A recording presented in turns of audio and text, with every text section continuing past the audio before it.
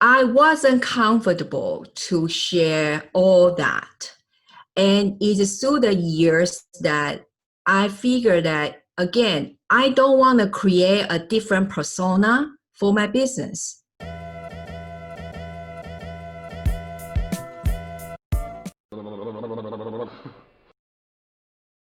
A take about courage and being bold. How much should the CEO be bold to show up? And what does it mean, show up in serving? Well, I think this is a big question, and probably, it really depends on different people, right?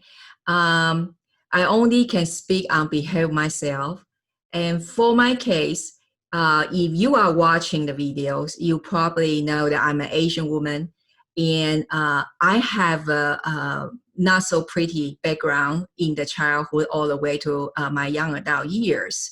We are talking about family violence and sexual abuse and so forth. Also discrimination because of gender or race. Now, I wasn't comfortable to share all that. And it's through the years that I figured that, again, I don't want to create a different persona for my business. I want to be able to, oftentimes when people saw me on stage and off the stage, when they chat with me and they say, really surprised, you just look or sound like you are on the videos or on your podcast. And I think people love that because in this way, I don't have to worry about, so off the stage, what kind of persona I need to become or so forth. And I will really attract the real tribe, my tribe, that they either hate me, so they don't come to me, or they would like me or love me, and I will be able to serve. So you really have to look at what is your, what is your mission when you become an entrepreneur. Mine is I want to leave a mark. I want to be able to use my past, good or bad or ugly, and can serve the people. And so I'm willing to take off the mask, peel off the onion layers, and share with people. Wow. You want to make your sales more repeatable and reliable? Do you want to have less volatility and more growth in your revenue per month?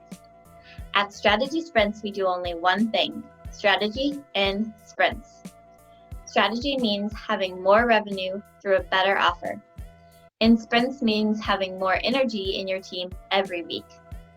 Check out if your ROI is as high as it is for most service-based and online businesses and startups we work with, which is over 100%. You can see it in just 15 minutes by going to strategysprints.com/sales and completing our online exercise to know what your ROI would be with our accelerator program. We are ready to sprint. Are you? And what was the process? So why did you decide to show more?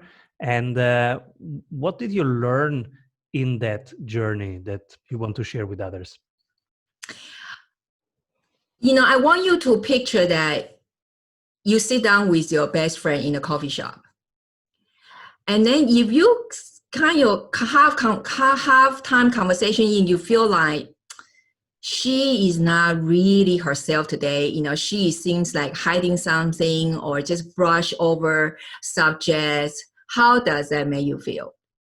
You probably don't feel that authentic connection, right? So when we don't have that kind of deeper connection, everything is in the shallow level. It's very hard. It becomes faking. It becomes not real. And authentic, that word is so overused. I'm not saying you have to share everything. I'm not saying you should just dump your trash to the internet, which we see a lot of immature people doing the social media, right? That's the one I'm saying. But again, you have to be very clear about your goal, your mission, your calling. And from there, yourself will know what you should be sharing, what you shouldn't be sharing.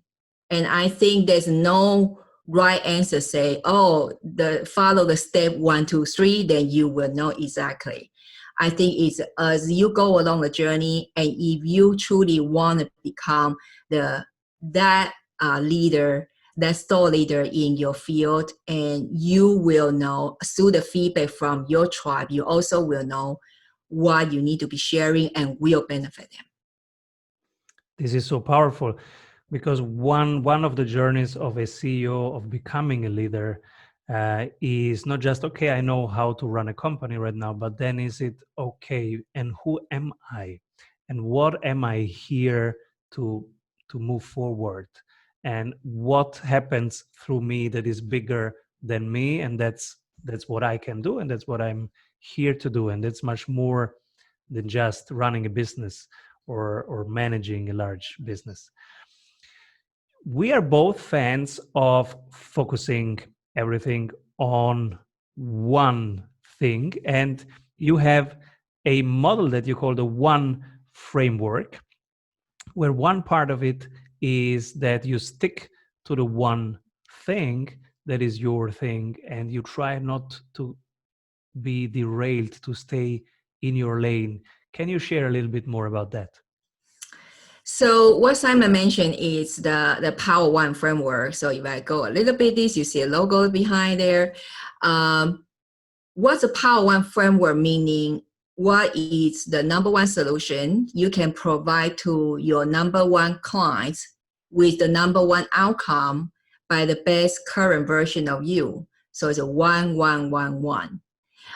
As entrepreneurs, that we know that we are never short of the ideas. We can go to shower and then come up with 5 ideas, and while we have still other projects are working on, right? And that's through the years, I found out that no matter which stage my clients they are in their business, either they just got started or they're gonna scale from 6 to 7 figures, 7 to 8 figures. The moment they're about to go to the next level, they got stuck.